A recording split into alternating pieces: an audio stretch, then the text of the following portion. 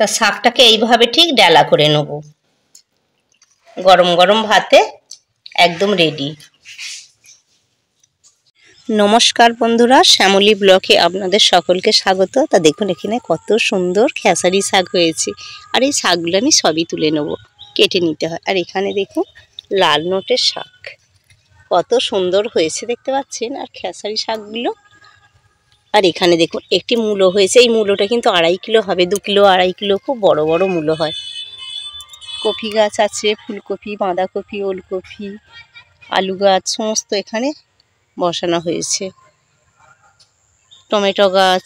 তা এখন আমি এই শাকটাকে কেটে নেব। তা বন্ধুরা দেখুন কতগুলো শাক তুলে নিয়েছি, কাস্তে করে আমি কেটে নিয়েছি কিন্তু শাকগুলো। আর এই খেসারি শাক খেতে কিন্তু না একদম অপূর্ব স্বাদে। তা বন্ধুরা পুরো ভিডিওটা দেখবেন। দেখুন এখনে কত শাক রয়েছে, একদিনে কিন্তু এতগুলো শাক খাওয়া যাবে না। আমি যেগুলো কেটেছি আজকের মতো হয়ে যাবে। বন্ধুরা পুরো ভিডিওটা দেখবেন, ভালো লাগলে অবশ্যই লাইক বা সাবস্ক্রাইব করে নেবে। তা খেসারি শাকটা কেটে নিয়ে চলে এসেছি। দেখুন বন্ধুরা অনেকগুলো শাক, এই শাক কিন্তু এত সুন্দর খেতে হয় না, যে যেরকম শাকের একটা টেস্ট। তা এই শাকটা দেখুন কত সুন্দর একদম নরম কেটেছি, একটা পালং শাকের ডগা চলে এসেছে। তা এই ঘাস থাকলে ঘাসটাকে বেছে নেব। অনেকগুলো শাক দেখতে পাচ্ছেন। তা এই শাকের রান্নার নিয়মটা একটু পুরো ভিডিওটা দেখবেন, তবেই বুঝতে পারবেন। তাই প্রথমে শাকটাকে কেটে নেব। দেখুন তাহলে শাকটা কত ছোট করে কাটবো।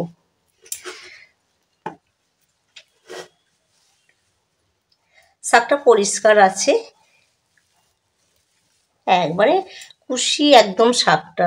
তা এই শাক বন্ধুরা যদি খাওয়ার হয়তো জমি নেই কারো, এরকমও আছে, তারা কিন্তু একটা যদি বাটির মধ্যে প্লাস্টিকের চুবড়ির মধ্যে দুটি মাটি দিয়ে আর 5 টাকার দানা হলে 2-3টে চুবড়িতে বনা হয়ে যাবে, খাওয়াটা কিন্তু ভালোই যাবে। দেখুন শাকটা আমি কত ছোট করে কাটবো, তবে কিন্তু শাকটা খেতে খুব ভালো লাগবে। পুরো একদম ঝিম করে কেটেছি। দেখুন শাকটা দেখাবো, দেখতে পাচ্ছেন এরকম ঠিক ছোট্ট করে কাটতে হবে শাকটা, তাহলে কিন্তু খেতে খুব ভালো হবে। তা এইভাবে শাকটাকে আমি কেটে নেব সব। তা এইভাবে বন্ধুরা সব শাকটাই কেটে নিয়েছি, কিন্তু শাকটা ছোট করে কাটছি খুব সাবধানে, হাতটা কেটে যাওয়ারও তো ভয় আছে। আর ঝিরঝিরেটা করেছি কত সুন্দর, দেখুন পুরো শাকটা কেটে নিয়েছি একবারে ঝিরঝিরে করে, অনেকগুলোই হয়েছে। তা শাকটা এইভাবে আমি সবগুলোই কেটে নিয়ে নেব। দেখুন আর এই শাকটা, হ্যাঁ বলা হয়নি, শাকটা কিন্তু আগেই ধুয়ে নিতে হবে। আর শাকটাই কাটার পর ধুলে জলটা পুরোই শাকে ধরে যাবে, তাহলে হবে না, জল ঝাপঝাপে হয়ে যাবে। আমি কিন্তু আগেই পুরো ধুয়ে নিয়েছি পরিষ্কার করে, আর ধোবো না এরপর। তা হয়ে গেল ধোয়া।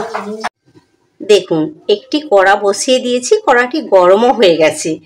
তা ওতে আমি কিন্তু তেল দেব না কড়াতে, এবার দিয়ে দেব দেখুন ছোট্ট করে কেটে রাখা এই খেসারি শাকটি।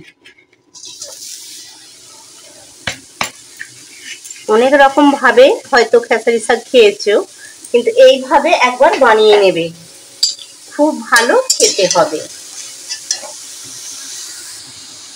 এবার দিয়ে দেব হলুদ, শাকটা একটু বেশি আছে বলে তাই 1/2 চামচ হলুদ। এবার এই হলুদ দিয়ে এইভাবে কিন্তু আমি নাড়াচাড়া করব।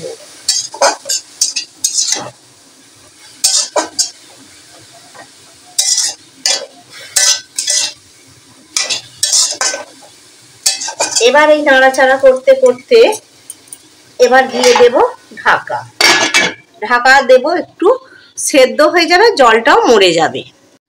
তা ঢাকাটা খুলে দেখে নেব, মাঝে মাঝে ঢাকাটা খুলে দুবার আমি দেখে নিয়েছি। এবার এইভাবে পুরো জলটাকে কিন্তু মেরে নেব, আর এতে আমি তেলও দেবো না আর নুনও দেবো না। দেখুন শাকটা একটু দেখিয়ে দেব, এইরকম হয়েছে। এটাকে কিন্তু পুরো জলটাকে আমি মারবো ভেজে ভেজে, আর চাপা দেবো না। খেসারি শাকটা দেখুন জলটা মরেছে, এখনো কিন্তু মরবে। তা এইভাবে বানিয়ে খেলে অপূর্ব খেতে হবে। জলটাকে এইভাবে পুরো আমি মারতে থাকবো, এখন 1-2 মিনিট নাড়তে থাকবো। তা তা দেখুন নাড়াচাড়া করে খেসারি শাকটা ভেজে নিয়েছি। এবার তুলে নেব। ঠিক এইভাবেই ভাজতে হবে। কত ঝরঝরে হয়েছে, এইভাবে ঝরঝরে করে শাকটা দেখুন কত সুন্দর ভাজা হয়ে গেছে। ঠিক এইভাবেই ভেজে নিতে হবে। এবার আমি লঙ্কা ভেজে নেব। আর কড়াটা দেখুন একটু ওইভাবেই চোঁয়া চোঁয়া হয়ে যাবে। তা কিছু শুকনো লঙ্কা তেল দিয়েছি, দিয়ে এবার ভেজে নেব।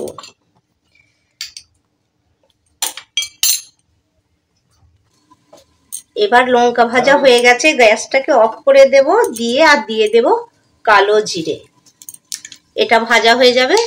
তা এবার এই শাক ভাজাতে দিয়ে দেব লঙ্কা ভাজাটা আমি ভালো করে মাখিয়ে নিয়েছি। লঙ্কা ভাজা দিয়ে দেব। যে যেরকম লঙ্কা খাবেন সেই অনুযায়ী দেবে নুনটা। এবার দিয়ে দেব সরিষার তেল। এটি কিন্তু খেতে একদম অপূর্ব হবে। তা এইভাবে মাখিয়ে নিতে হবে পুরোটাকে একবারে ভালো করে হাতে করে। তা শাকটাকে এইভাবে ভালো করে আমি মাখিয়ে নিয়েছি।